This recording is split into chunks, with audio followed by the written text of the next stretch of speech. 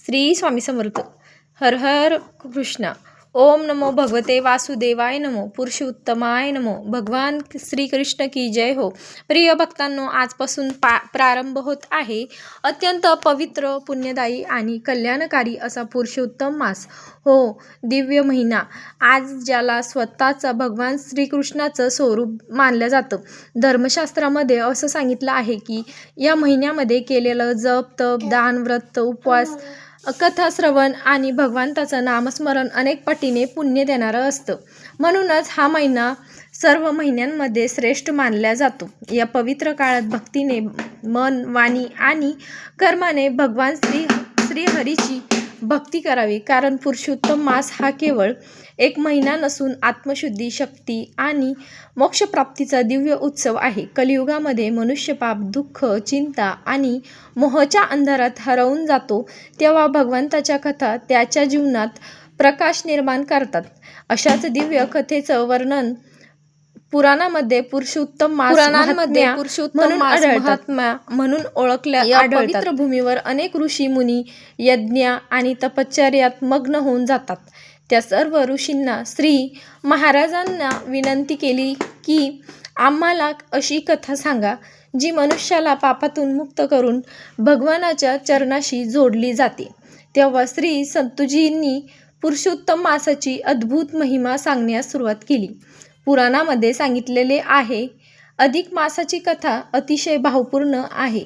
चंद्र वर्ष आणि सूर्य वर्ष यामध्ये जो फरक निर्माण होतो तो समतोल राखण्यासाठी 3 वर्षांनी एक अतिरिक्त महिना येतो. परंतु पूर्वी या महिन्याला कोणतेही अधिपती नव्हते, यामुळे सर्व लोक त्याला मालमास म्हणून हिणवू लागले. आपल्याला अपमान दुःखी झालेला तो महिना भगवान श्रीहरीकडे गेला आणि आपलं दुःख सांगितलं. भगवान विष्णूंनी त्याला श्रीकृष्णाकडे नेलं. तेव्हा भगवान श्रीकृष्ण म्हणाले, आजपासून मी स्वतः तुझं स्वामी आहे. माझं पुरुषोत्तम हे नाव तुला देतो आहे. त्या दिवसापासून अधिक मासाला पुरुषोत्तम मास म्हणून ओळखल्या जातं आणि हा महिना सर्वश्रेष्ठ मानला जाऊ लागला. म्हणूनच या महिन्यात कधीही मालमास म्हणून नये. कारण हिंदू धर्मात कोणतीही महिना अपवित्र मानला जात नाही. या पवित्र महिन्यात भगवानाच्या भक्तांची अनेक अवधूत कथा सांगितल्या जातात. त्यापैकी एक महिना भक्त म्हणजे श्री नरसिंह महात्मा.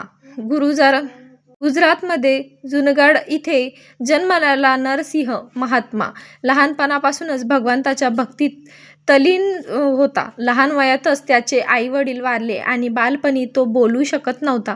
त्याच्या आजीने एक सिद्ध महात्म्याजवळ प्रार्थना केली. त्या संतांनी लहान नरसिंहच्या कानात राधाकृष्ण हा मंत्र सांगितला आणि आश्चर्य म्हणजे जन्मापासूनच मुक्का असलेला तो बालक राधाकृष्ण म्हणून लागला. त्या दिवसापासून त्याचे संपूर्ण जीवन भगवंताच्या प्रेमात रंगून गेले. भजन, कीर्तन, कथा आणि श्रीकृष्ण नामात तो इतका हरवून जातो की त्यांना जगाची जाणीवही राहत नाही.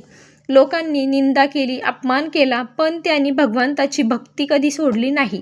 तसेच या महिन्यात सीता मातेच्या नित्यनेमाच्या कथेलाही विशेष महत्त्व दिलं जातं.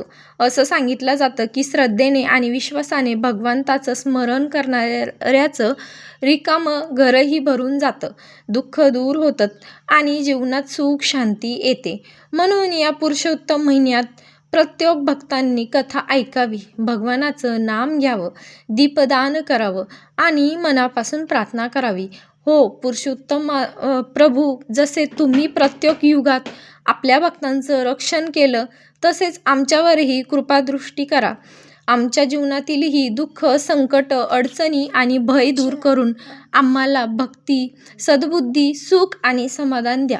सर्वांना प्रेमानं म्हणा, पुरुषोत्तम भगवान की जय. श्री राधे कृष्ण.